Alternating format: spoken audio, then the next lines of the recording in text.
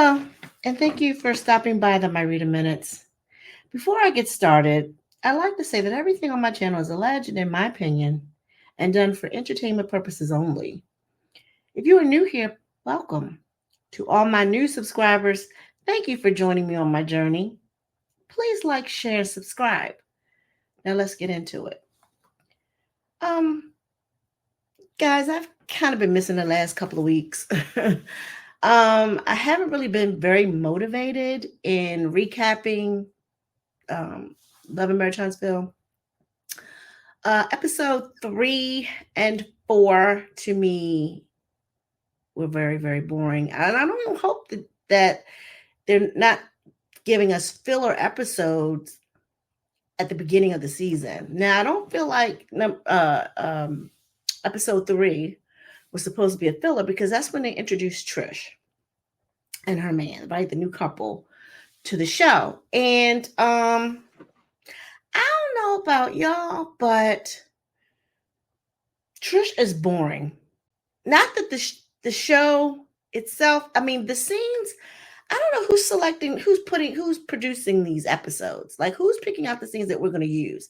Because these scenes that they picked out, all except for maybe one or two, were not that interesting. Okay?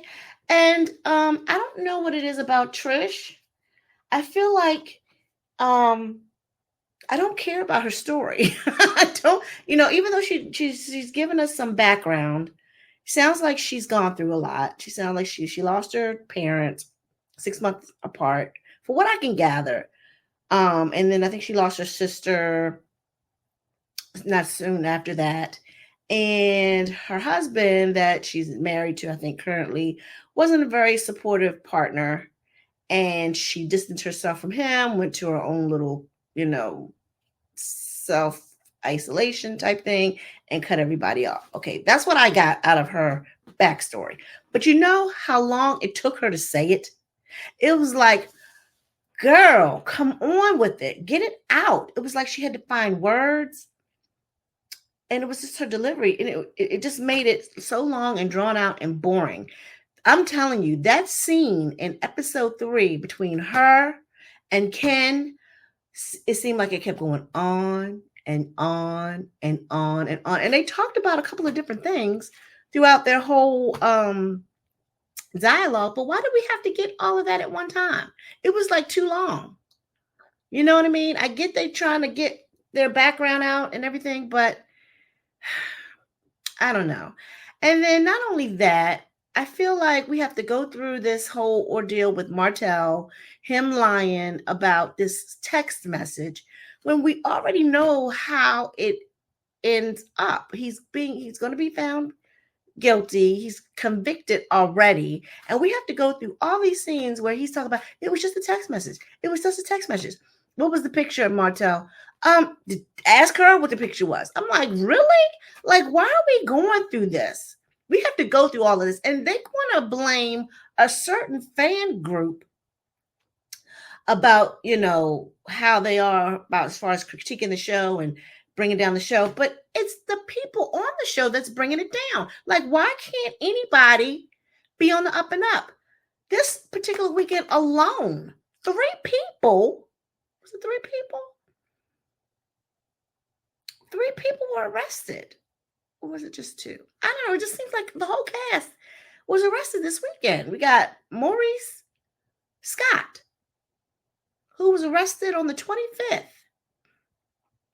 of May at 12 noon during the day. Like, why are you drunk at 12 noon and still have the same clothes on that you had on the night before when you were partying at Black? I'm not understanding that. Like, why are you still drunk the next day? Mr. Attorney at Law? Hello? Help me figure that out, y'all. And then they held him. He didn't get released until the next day. It was the next day that morning or whatever. But yeah, it's like, what did you have to stay in there so you could sober up? I mean, what was going on with that? Anyway, so then I guess Lance Fletcher was also locked up. They didn't keep him very long. He was only there detained for like a couple of hours. But the fact of the matter is, he was still locked up. What is going on? And then they want to say that the fan base is messing up the show. Of course, according to them, according to the cast members. No, it's y'all. Y'all are messy. Your stuff gets put out in the public because it's public information. And then as soon as somebody gets a hold of it, then you get upset about it or whatever. But then we got to look at these dry ass episodes of y'all lying to us and trying to make pretend like y'all, you're all about your business and whatnot. And I don't know. It's just a lot. I was really not feeling it. And, I kept going back and forth. Do I want to recap episode 3? Episode 3 bored me to tears. When I was watching, of course, more so the segment with Trish and her man, I found myself drifting off thinking about other stuff. Something that had nothing to do with the show. It was like, what I got to do today type thing. Like, oh, what did so-and-so say to me? And then I said, oh no, I got to get back. I got to focus. I had to rewatch it. And I was like, oh my God, that was even worse because I had to sit through rewatching it. And I was like, I see why I drifted off because the scene was entirely too long. Entirely too long. And I had taken some notes because I couldn't remember everything because it was just a lot. Anyway, so this is going to be a very short recap on both 3 and 4. Bear with me. I may miss out some stuff, but I don't know. Y'all know it. Put it in there.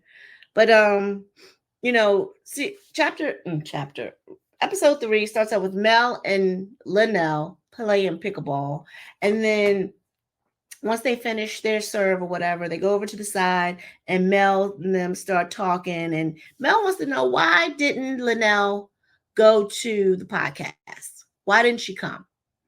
And Linnell starts making up stuff about, well, it was sold out. He was making all these excuses. And just instead of just coming out saying, I didn't want to come. I didn't feel like coming. Because sometimes you don't feel like coming. It has nothing to do with the fact that you don't think that, you're not trying to support your friend. Sometimes you just don't feel like it. Just say, I didn't feel like it.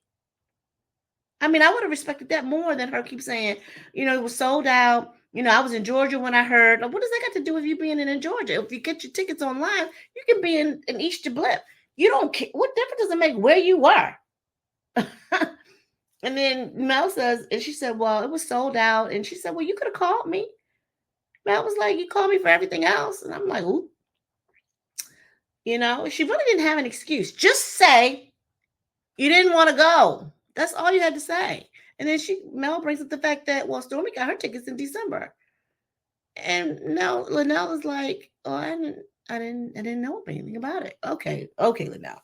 So then they go on and talk about, how she doesn't feel like it was right for Martell to be locked up. Well, okay, ask some questions about why he got locked up. It wasn't like I just made up charges and told them to go pick him up. I had to have something that was justifiable in order for them to even to create a warrant for his butt, So once she, Mel explains what he did, then all of a sudden the picture was clear to Linnell, and her thing's like, wow, okay, why did I have to even say all that? Why are you second guessing me when you know how? That's how I would be if I was Melody. Why are you second guessing me? You know who I'm dealing with. You already know who I'm dealing with. Anywho, so then Linnell goes into about her ordeal with being called a side chick from her stepdaughter Lexi, and they talk about that. And I don't know. I guess they call herself clearing it. She said she wasn't a side chick. She didn't know. She did mess with, what's his name, Chris, without, unbeknownst to her, knowing that he was married. And once she found out he was married, she left him alone. So she said, who cares? They've been married for 30 years. That stuff is so old. Even if she did do it, okay, whatever. I don't care. I really don't care about it anymore. It's like, this is not, it's not salacious for real anymore. It's like, okay, side chick. If you were side chick, we were side chick. If you weren't, you weren't. No big deal. So, so Melody was like, well, I just, don't understand why y'all didn't come to the podcast. She said, I'm going to ask Kimmy and Tisha why they didn't come either, whatever. And it seems like the way Linnell answered, she already knows why they didn't come. She was like, oh, okay, well, yeah, ask them or whatever. I don't know. It was just weird little chemistry there. So, the next scene, I think Stormy and Trish meet up. Oh, Jesus. And Stormy's talking about expanding her family. She wants to, I guess Trish is talking about how does it feel to be a mother, blah, blah, blah, blah. And Stormy's like, I love it. We're really looking into surrogacy and, expanding our family, blah, blah, blah.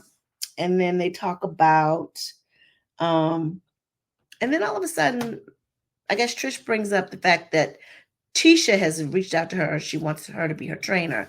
And she wanted to find out the low on Stormy and Tisha's relationship. And Tisha and Stormy's like, don't, in so many words, and I'm paraphrasing. Don't base anything on me and Tisha.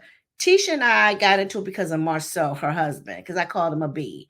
And, and he's for her, and I think basically she was basically in so many words saying he's still a B, and that's the reason why Tisha falls out with so many people is because of her husband. She said, "But you just being a trainer." She's like, "Oh, a trainer, I think you and Tisha we get along." She didn't say anything negative about Tisha or anything, but it was like it looked like Trisha wants to have a problem with Tisha, or she just doesn't want to be involved with Tisha. I don't know, but it sounded like she was looking for something. Anyway, they move on, and Trish, that's when she starts talking about her relationship with her first husband. And it was really vague because she wasn't as detailed as she was or forthcoming as she was about what the first husband did as she was in the 4th episode.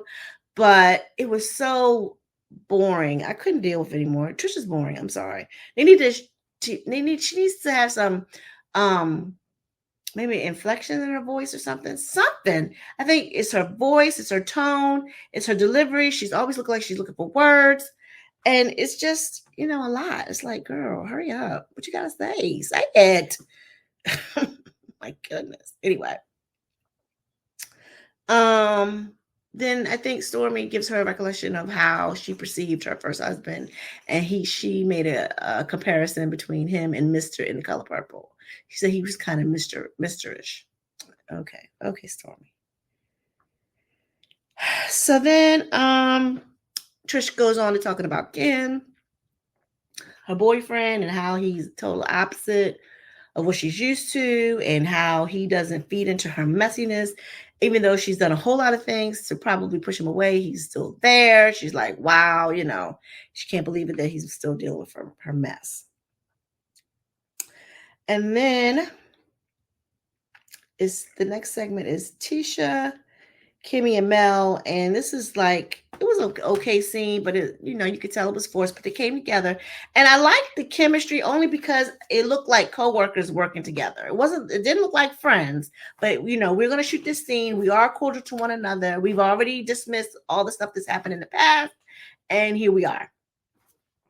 And, and then again, those two didn't know all of what, transpired with the text message. Tisha brought it up. She wanted to know, was it something that you just, already had months ago and now you decided to act on it type thing? And Melody's like, no. She said, when I first got it, she said she was ready to, let it go, dismiss it or whatever. But it wasn't until further information came out where the baby mama said she saw it and her sister, that she had it and her sister saw it or whatever. And she said she had to, do what she had to do because, maybe he was serious about putting it out there, because we heard it. And most people heard it. If you follow the blogs, heard it come out of Ariane's mouth when she was talking to Nay.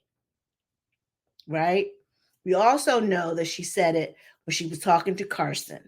Carson came out with hers first. Carson was the one on the show. She used to be Tisha's hairdresser who told Tisha about it first. So Tisha already knew what it was about. So why she's faking, and again, faking like she thinks this was just a regular old text message. I don't know. Like, why are these people lying to us?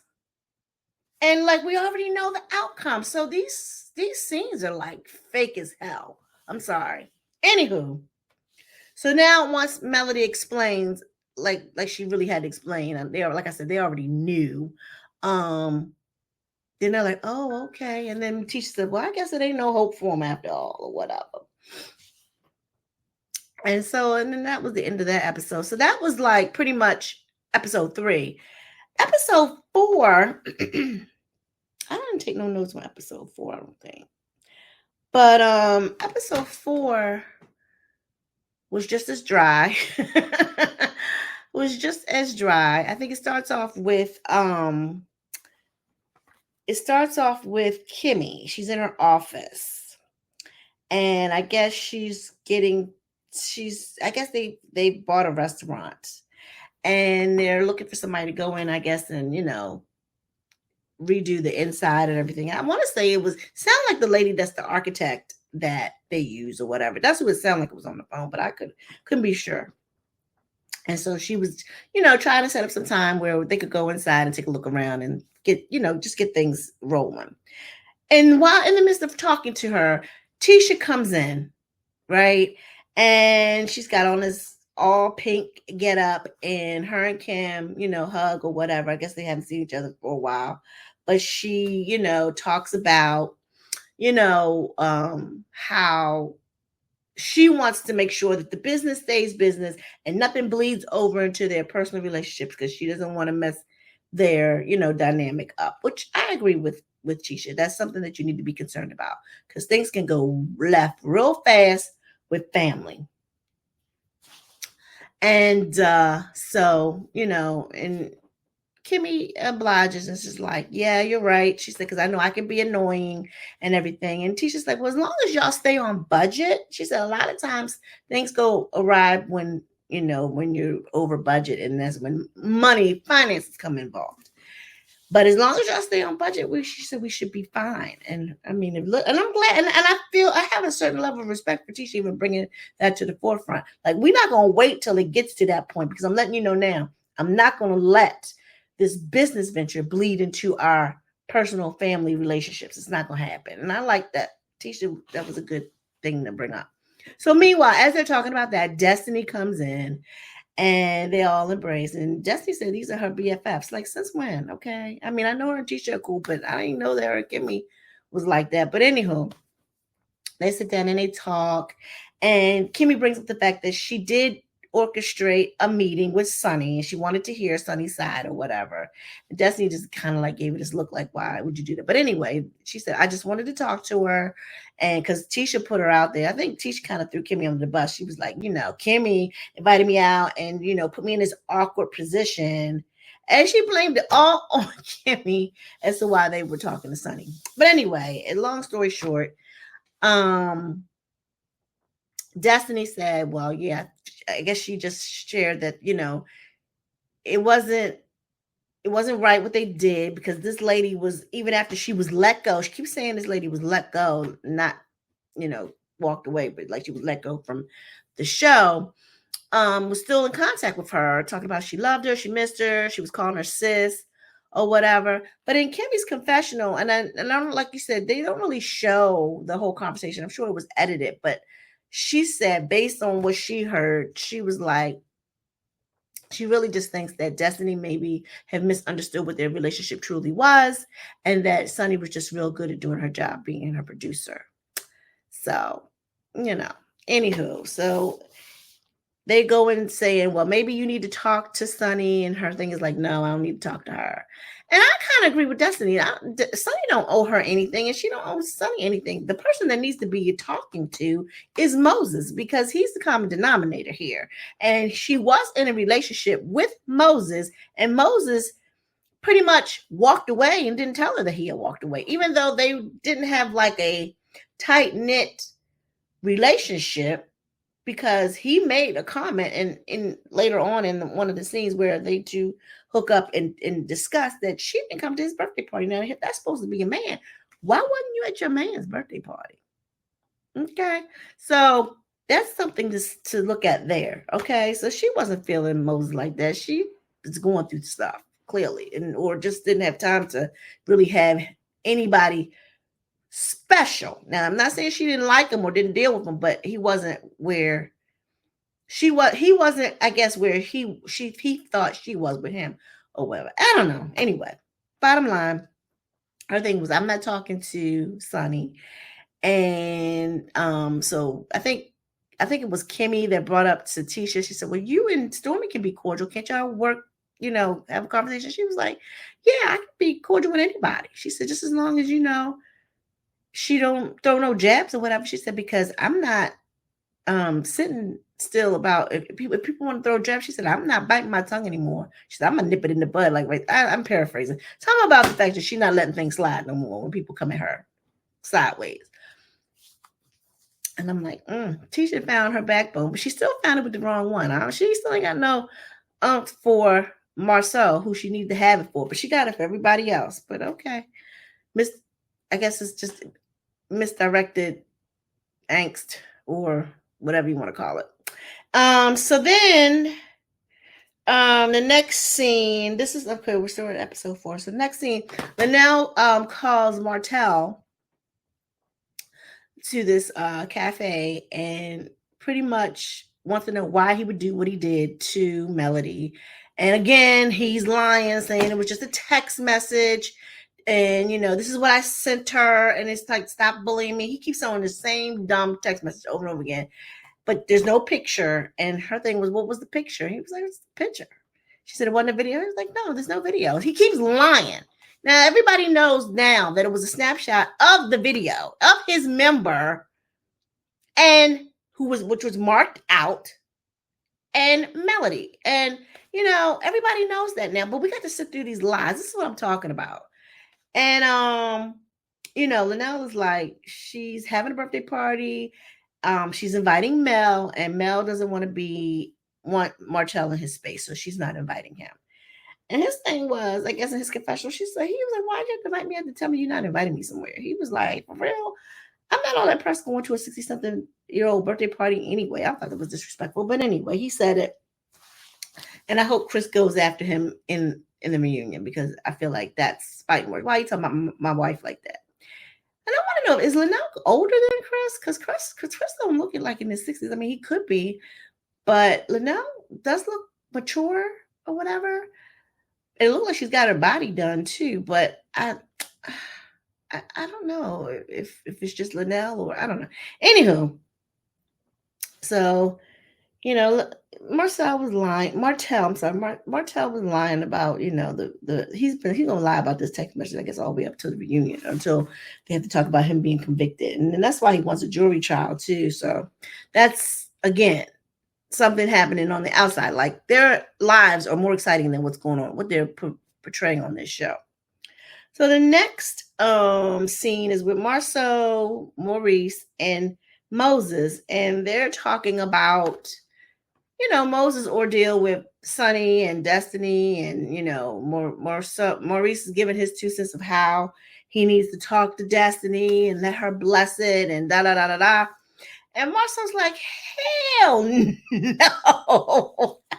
I still think Marceau is funny. He's a funny guy to me. But he was like, no, I don't think that's a good idea. And, Moses is listening to them, and I guess they call themselves giving them some advice. And Marceau says, well, the last person I gave advice to was Martell. It's to say, he didn't listen to me either, and look where he's at. And so Moses said, well, me and him are different. He said, yeah, y'all are different.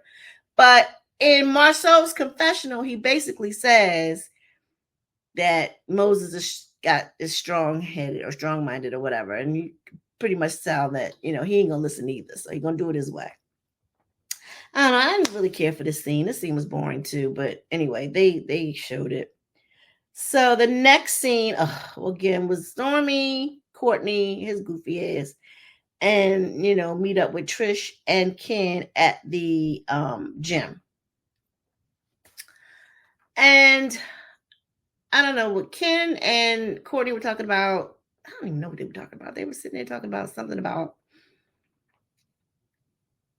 I don't know. Did Trish go to school with Courtney or something like that?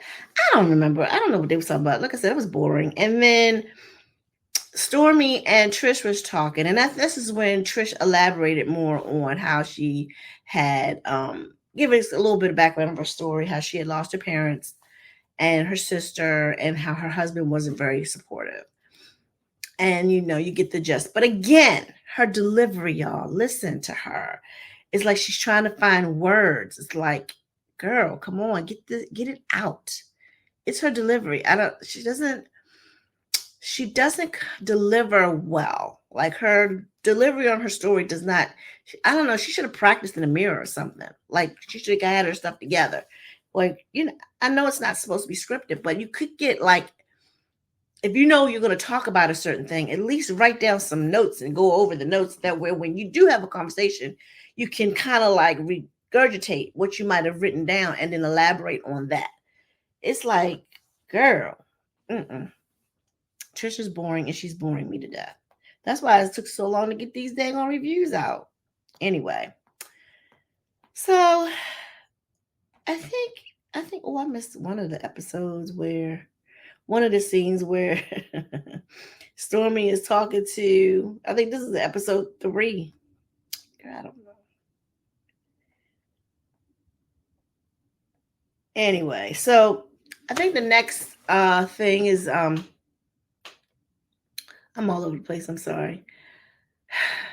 So the next scene was, I think Chris met up with Martell at his property, and I want to say that Ariana lives in this property. He must be renting it after her. She must be Section 8. That's what my opinion. I don't even know, but I've seen her film in this kitchen. So I'm thinking Ariana lives here.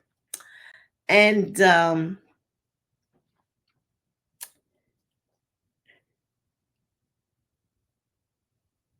Chris meets up with him and says that he owes his wife an apology because she is not a side chick. And Martell said, well, weren't you dealing with her when you were still married? He said, I was separated. And so Martell said, well, what is your definition of a side chick? Or whatever. You were still married. And then Chris was like, whatever people had made up. I don't know. So, just to squash the whole situation, I think Martell says, okay, well, just if you said she wanted a side chick, she wanted a side chick. And he shakes on it. So then they start talking about, again, this daggone text message and this picture. But I think Chris is asking the right questions, but Martell is still lying. And his thing was there any naked people in this picture? It was like, no. Was what was it? Was it a snapshot of the video or anything? He said ain't no video. He was just like lying about the whole thing. And I don't know if I can go. This is not good. This is not good. But we see now how much of a liar Martell is. I guess that's one good thing out of it. We do see that he is a straight up liar. So this is just embarrassing. I know he's got to look at this and like, oh my God. So the next segment was Moses and Destiny. They hook up and they talk.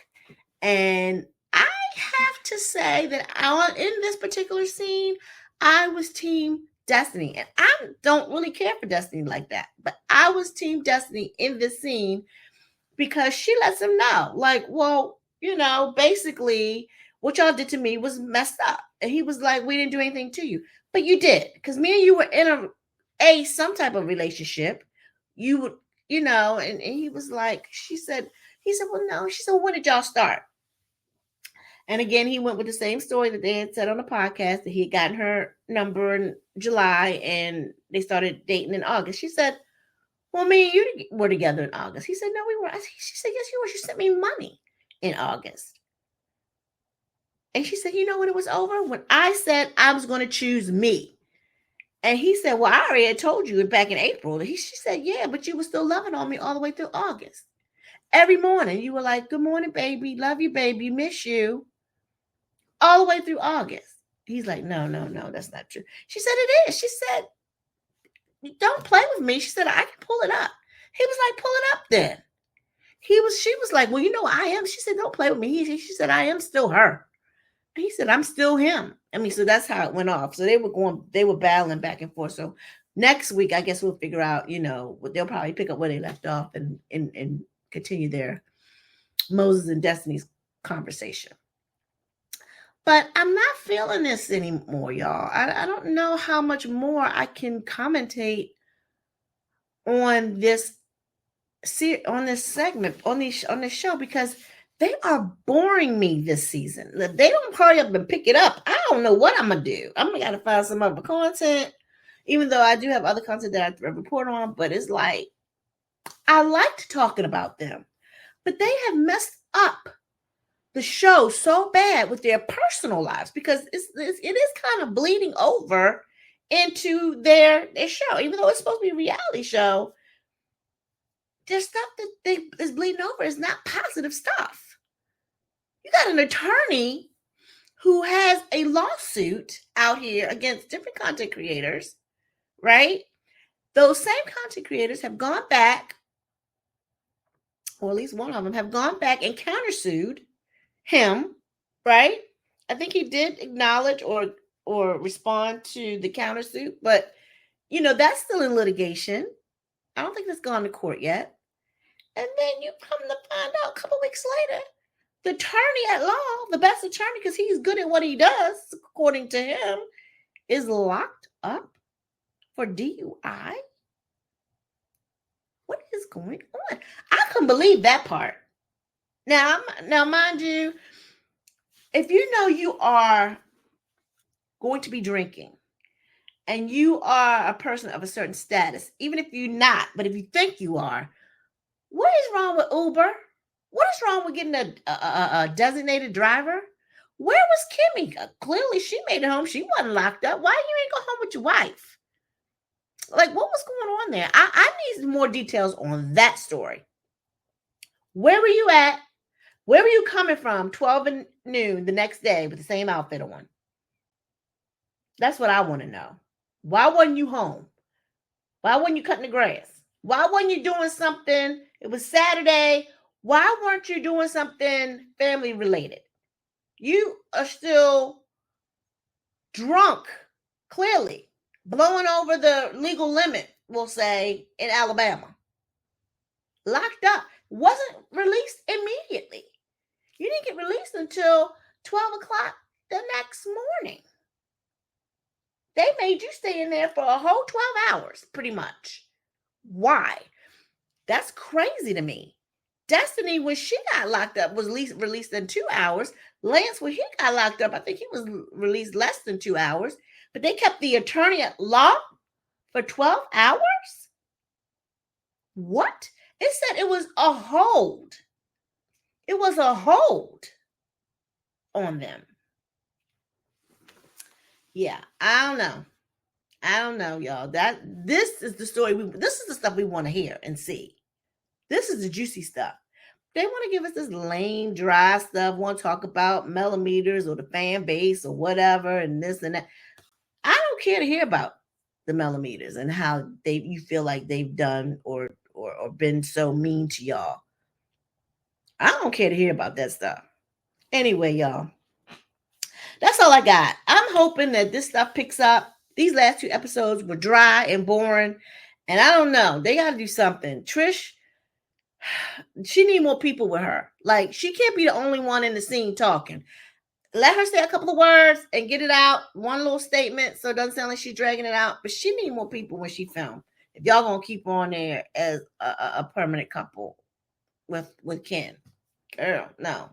Anywho, I think next week they show that her and Stormy are sitting together and Martell comes and they act real simple. I don't know. I don't know if that's made up or that's just for the show. But supposedly they imply that them two had a thing at one point. I don't know. Anyway, y'all, please like, share, subscribe, and tell me what you think. On a scale of 1 to 10, I rate both of these episodes a 3 because I was bored. I'm sorry. The only reason why I gave it at least a 3 is because I don't even know. I don't even know.